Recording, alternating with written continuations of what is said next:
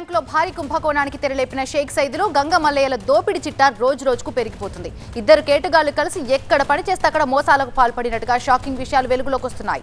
Hyderabad రామజపూర్ branch లో 2.84 కోట్లు కొట్టేసిన కేటుగాళ్లు గతంలో పనిచేసిన సూర్యాపేట ఎస్బీఐ బ్రాంచ్ లో కూడా ఇదే తరహా భారీ దోపిడీకి పాల్పడినట్టుగా తెలుస్తోంది.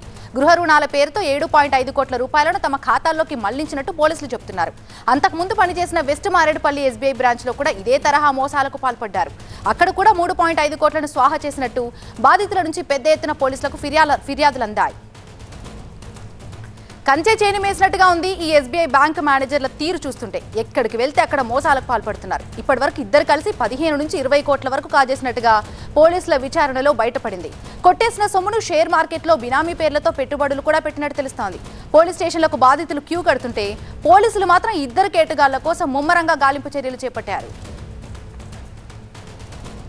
దీనికి సంబంధించి మరింత సమాచారం మా సీనియర్ కరెస్పాండెంట్ రేవణ్ అందిస్తారు. రేవణ్, ఎన్ని పోలీస్ బృందాలు?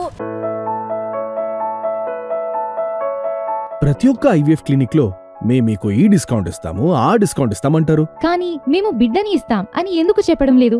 మనం ప్రామిస్ కోసం డబ్బులు ఇస్తున్నామా లేదా తల్లిదండ్రులు కావడం కోసం చెల్లిస్తున్నామా? నోవా ఐవీఎఫ్ దాగిన ఖర్చులుండవు, మీరు నమ్మగల నైపుణ్యం మాత్రమే. ఈ కేటుగాళ్లను పట్టుకోవడానికి ముమ్మరంగా ప్రయత్నాలు కొనసాగిస్తున్నారు. ముఖ్యంగా మీరు అన్నట్టు కంచె చైన్ వేసిన చందంగానే సూర్యాపేట ఎస్బీఐ బ్యాంకులకు కూడా ఖాతాదారుల సొమ్ముకు రక్షణగా ఉండాల్సినటువంటి మేనేజరే పెద్ద ఎత్తున చీటింగ్ పెద్ద మోసానికి కూడా గరానా మోసానికి అయితే పాల్పడిన పరిస్థితి కనిపిస్తూ ఉంది. ఎందుకంటే 4 రోజుల క్రితం ఏదైతే రామంతపూర్ ఎస్బీఐ బ్రాంచ్లో అక్కడ మేనేజర్గా పనిచేసినటువంటి సైదులు అక్కడ పెద్ద ఎత్తున కుంభకోణానికి పాల్పడ్డాడు. అక్కడ ఉన్నతాధికారుల విచారణలో దాదాపు 2.8 కోట్ల రూపాయల కుంభకోణానికి పాల్పడ్డాడు అధికారులు అయితే గుర్తించారు. ఈ నేపథ్యంలో ఏదైతే సైదులు 7 నెలల క్రితం కూడా సూర్యాపేట ఎస్బీఐ బ్రాంచ్ మేనేజర్గా పనిచేశాడో ఆ సమయంలో ఇక్కడ ఉన్నటువంటి ఖాతాదారుల ఫోర్జరీ పత్రాలతో పెద్ద ఎత్తున లోన్లను మంజూరు చేయడం, ఆ లోన్లో మంజూరు అయినటువంటి కోట్లాది రూపాయల నిధులను అయితే తను దారి మళ్లించినట్టుగా ఉన్నతాధికారుల విచారణ తేలింది. ఇప్పటివరకు అయితే దాదాపు 10 కోట్ల మేర ఓన్లీ ఒక సూర్యాపేట ఎస్బీఐ బ్రాంచ్లోనే 10 కోట్ల రూపాయల మేర ఈ బ్రాంచ్ మేనేజర్ సైదులు కుంభకోణానికి పాల్పడినట్లుగా ఉన్నతాధికారులు అయితే ప్రాథమికంగా అంచనా వేసినటువంటి పరిస్థితి. దీని మీద రామంతపూర్లో వెలుగు చూసిన ఘటన తర్వాత ఇక్కడ కూడా సూర్యాపేటలో ఏదైతే సైదులు పనిచేసినటువంటి బ్యాంకులో కూడా దృష్టి సారించారు.